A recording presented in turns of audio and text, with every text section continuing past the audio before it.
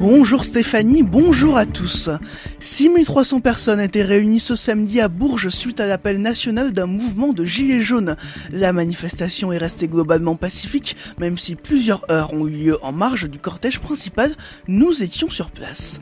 L'Université de la Vie débute aujourd'hui. 4 soirées de formation sont organisées par Alliance Vita pour s'interroger sur le prix de la vie. Qui est le nouveau directeur de l'abattoir du Bois Chaud ? Quelques semaines après sa fermeture provisoire, il a été choisi. On fera le point en fin de journal. RCF en Berry, le journal Hugo Sastre. Suite à l'appel national d'un mouvement de gilets jaunes, les manifestants ont convergé ce samedi à Bourges. Choisie pour sa position centrale, la ville a vu plus de 6300 personnes marcher dans ses rues. Si la manifestation a été confuse en plusieurs points de la ville, le défilé principal s'est déroulé plutôt dans le calme. Guillaume Martin de Guéret a suivi le cortège. L'ambiance est plutôt bon enfant dans le gros de la manifestation. Le cortège descend les boulevards, contournant le centre-ville comme imposé par la préfecture. Malgré les sourires affichés sur les visages, les gilets jaunes sont bien là pour exprimer leurs revendications. Tout ce qu'on veut, c'est qu'il y ait un changement, que le peuple reprenne un peu le pouvoir. On a notre mot à dire sur des grandes décisions pour le pays et il faut nous redonner du pouvoir, c'est tout. Il n'y a rien qui va pour moi, donc j'en ai ras-le-bol, payer. C'est une précarité, le SMIC aujourd'hui dans notre pays. Je pense qu'on ne peut pas continuer dans des conditions comme ça. On ne peut pas faire machine arrière, c'est plus possible. Le peuple est dans la rue, il est dans la rue, c'est tout. Certains manifestants forment spontanément des chaînes humaines pour bloquer le passage à certains points et éviter le face-à-face avec les forces de l'ordre. L'objectif, pas de débordement pour garder la crédibilité du mouvement. C'est juste pour protéger un petit peu, pour calmer le jeu et faire voir qu'on est pacifique. L'objectif, c'est de faire mentir Castaner. Lui, il jette de l'huile sur le feu. Et nous on montre que oui, on est non violent. Des gilets jaunes venus parfois de loin pour répondre à l'appel. Qui sont venus de Marseille, de Lille, de Montauban, voilà, de toute la France. À noter tout de même que des débordements ont lieu en marge du cortège principal. Des affrontements tendus se sont déroulés entre des gilets jaunes et des forces de l'ordre en différents points du centre-ville. Des débordements causés par des manifestants qui ont pénétré dans le centre-ville.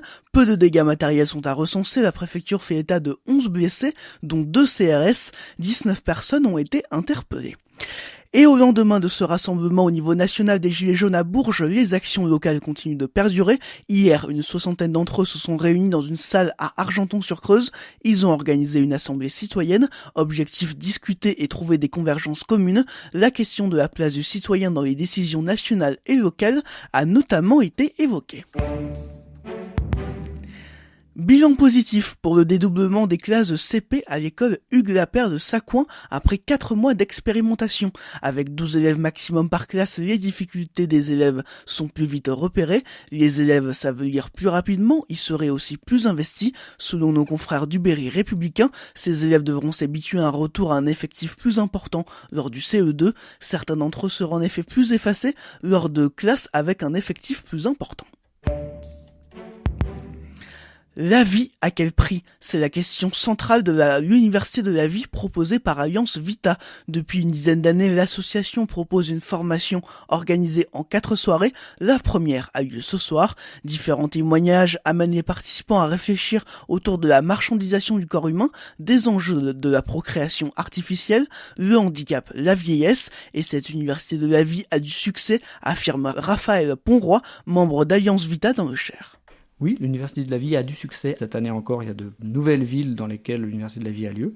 Ici à Bourges, chaque année, on compte à peu près une 50aine de participants, voilà, à chacune des 4 soirées, qui s'offrent ce moment, ce cadeau, ce moment privilégié de prendre un peu de recul sur l'actualité qui est parfois dure, et de pouvoir justement réfléchir sur le fond avec un regard bienveillant et puis plein d'espérance quand même sur tous ces sujets qui sont parfois un petit peu difficile. Ça, c'est vraiment la patte Alliance Vita, d'avoir vraiment toujours abordé ces questions-là avec tact, avec douceur, avec compassion. L'idée n'étant pas de heurter, de choquer ou d'asséner des grandes vérités théoriques.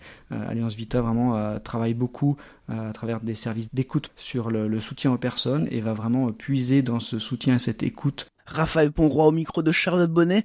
L'Université de la Vie, c'est donc aujourd'hui, le 21, le 28 janvier et le 4 février. Pour retrouver le programme, rendez-vous sur le site internet universitédelavie.fr. Il faut s'inscrire en ligne. À Bourges, tant de formations prennent place au sein de la maison diocésaine. Les travaux de la future maison de vie à Pouligny-Saint-Pierre ont débuté. 12 maisons d'habitation T1 et T2 seront construites, un endroit idéal pour les personnes âgées ou isolées. Une assistante sera en effet chargée de leur rendre visite tous les jours. Cette maison de vie devrait permettre l'installation d'un kinésithérapeute, d'une infirmière ou encore d'un animateur. Cette maison de vie devrait être ouverte au printemps 2020. Nous allons très certainement organiser un référendum d'initiative locale sur le sujet. La fermeture de la maternité du Blanc a été évoquée de cette manière par Annick Gombert, la maire de la commune lors de ses vœux vendredi soir. Le combat intéresse toujours autant les Indriens.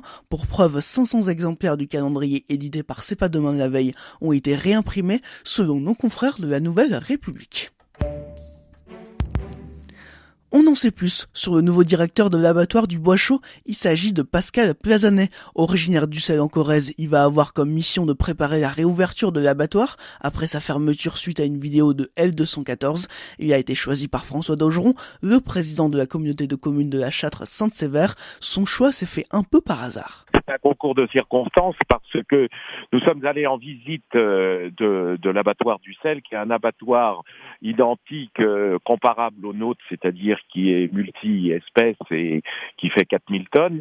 Et en parlant avec le directeur là-bas de nos difficultés que nous avions, notamment à recruter quelqu'un avec du professionnalisme, il m'a dit « je connais peut-être la personne qui pourrait correspondre ». On s'est rappelé la semaine suivante et effectivement, il m'a présenté M. Plazanet, qui était donc directeur général adjoint de l'abattoir d'Ussel. Il y avait déjà les préconisations qui sont celles de l'enquête qui a été diligentée par le ministre. On avait des points bien précis, notamment sur du matériel, des travaux, mais c'est surtout sur la formation et les bonnes pratiques de l'abattage. Et de là, nous nous sommes rapprochés aussi du cabinet Être avec le docteur Cécile Bourguet, qui est donc éthologue et qui nous met en place des formations sur les différents postes de la chaîne de l'abattage.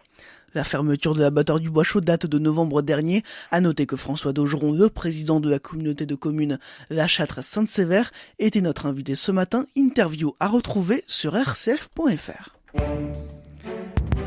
Mecasup recrute. Elle recherche des programmeurs, des ajusteurs d'outillage et des moulistes qualifiés. L'entreprise spécialisée dans la fabrication de pièces mécaniques pour l'aéronautique ou encore la maroquinerie a déménagé. Elle est désormais implantée à Salbris dans la zone d'activité des Combes. La municipalité de Bangis-sur-Craon dans le Cher et le service départemental d'incendie et des secours ont signé une convention. Cette convention met en place un dispositif pour assouplir la disponibilité des sapeurs-pompiers volontaires, comme par exemple la prise en charge de leurs enfants scolarisés. La Ligue du Centre Val-de-Loire a un nouveau président. Antonio Texera a été élu. Le président du district du Cher a recueilli plus de 70% des voix face à Jacques Blanchet. En football, Châteauroux s'est incliné à Lorient 2-1 dans le cadre de la 20e journée de Ligue 2. Le club castelroussin enchaîne les mauvais résultats et pointe désormais à la 14e place. En National 3, le Bourges Foot s'est imposé face à Vierzon 2-1. Nouvelle défaite pour le Bourges Basket après avoir perdu contre Montpellier la semaine dernière. Les filles du Dango s'inclinent face à Charleville-Mézières 75-73. On fait à présent un point sur la météo. De la pluie dans le Cher et du soleil dans l'Indre, c'est le programme de la journée. Ce matin, il fait déjà 7 à Levroux ou encore à Vierzon, 8 à Lunery ou encore à Argenton-sur-Creuse. Cet après-midi, le mercure grimpe légèrement avec 9 degrés attendus à Buzancé, Issoudun ou à Saint-Amand-Montrond. Mardi, le soleil devrait perdurer, mais la pluie fera son retour en fin de journée de mercredi.